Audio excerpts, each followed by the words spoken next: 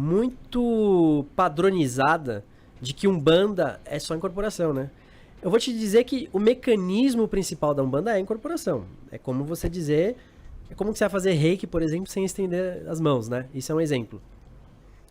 E aí, quando a gente fala de Umbanda, a primeira coisa que vem na cabeça é a incorporação. Só que nós não trabalhamos só a incorporação na Umbanda. E isso é uma falha, que eu poderia dizer assim, dos dirigentes em não falar que exista outros tipos de mediunidade e de que elas estão presentes, só que eles não falam. Então, a gente enaltece a incorporação e diminui as outras faculdades. E aí perde o foco. Então, primeiro, antes de falar como que é um trabalho sem incorporação, vamos falar as outras questões que acontecem junto com a incorporação. Uhum. Durante o processo mediúnico numa gira, a gente tem a faculdade da intuição aberta, principalmente para quem é Ogã, quem tá tocando a tabaque ali, nossa, tá o tempo inteiro na intuição, se ele estiver realmente entregue ao trabalho. Porque tem muito terreiro de Umbanda que, infelizmente, o Ogã toca a música e depois fica brisando. Já vi mexer no celular, por exemplo. Tipo, ele para de tocar, acabou. Tem alguém que é contratado, né?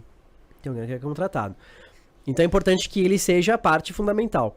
Eu tava conversando com um amigo meu ontem sobre essa questão até, de que dentro do terreiro a gente tem uma estrutura triangular. No qual a gente tem, na ponta do triângulo, o sacerdote, pai e mãe de santo. Na outra ponta, a gente tem os ogãs, os atabaqueiros. E na outra ponta, a gente tem aqueles médiuns que a gente chama de médiuns trunqueiras. Que são aqueles que ficam lá na porteira. E dentro desse triângulo, a gente tem um círculo que são os médiuns da corrente. Por isso que a gente chama de corrente, porque elas se unem e formam um círculo. Vendo dessa perspectiva simbólica, a gente já viu que, para quem conhece, um dos primeiros símbolos que representa a religião de Umbanda é um triângulo com um círculo dentro dele, né? O que significa isso? Que tem que estar em comunhão esses três pilares. Enquanto o sacerdote ele está ali orientando o trabalho, a sustentação energética está na base do triângulo, está vindo dos ogãs que estão cantando e tocando, Sim. e está vindo dos médiuns tronqueiros que está segurando a barra lá na frente, que muitas vezes eles nem reparam o tanto de trabalho que está acontecendo, mas no plano espiritual está acontecendo. Logo, eu não estou falando de incorporação. Uhum. Eu estou falando de um sacerdote que, por mais que ele esteja incorporado, ele está recebendo muitas vezes uma clarividência, uma clareaudiência, uma vidência, uma intuição 100% ativa e ele não está percebendo. Muitas vezes ele está sendo irradiado, não na questão de irradiação mediúnica de incorporação, mas irradiado por uma entidade que nem incorporada desse médium, enfim, para orientar o trabalho. Uhum. Enquanto dentro do Ogã, o Ogã está recebendo a intuição, tá recebendo muitas vezes. Já foi na gira de Umbanda já, né? Vocês já foram? Não. Nunca foi. Jura? Vão. E presta atenção nessas paradas quando vocês puderem. O que acontece? Quando você presta atenção nos movimentos, alguns Ogãs, eu chamo de Ogã porque essa é uma das formas também, eu sei que tem gente que fala que não, blá blá blá, mas isso é outra questão. Eles são irradiados e a tonalidade de cantar muda, eles não percebem. Ele sem perceber rola esse... Alguns percebem, tá? Então se eu tiver algum Ogã que passa por isso, é até legal comentar aí no chat.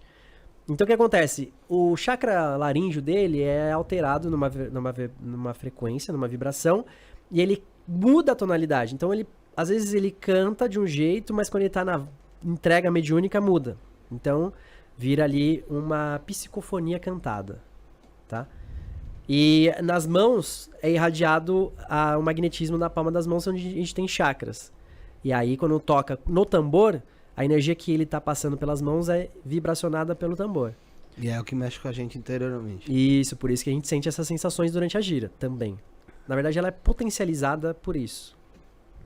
Já na outra ponta, a gente tem os médiuns tronqueiras, alguns estão incorporados, outros não estão, mas eles estão com a mediunidade de intuição extremamente afloradas. Então, muitas vezes eles sabem quem é o consulente que está passando mal ou que vai passar mal, né? Eles sabem e sentem, às vezes, a pessoa que vai entrar e não é uma pessoa agradável, às vezes ele já vai na porta ali, né?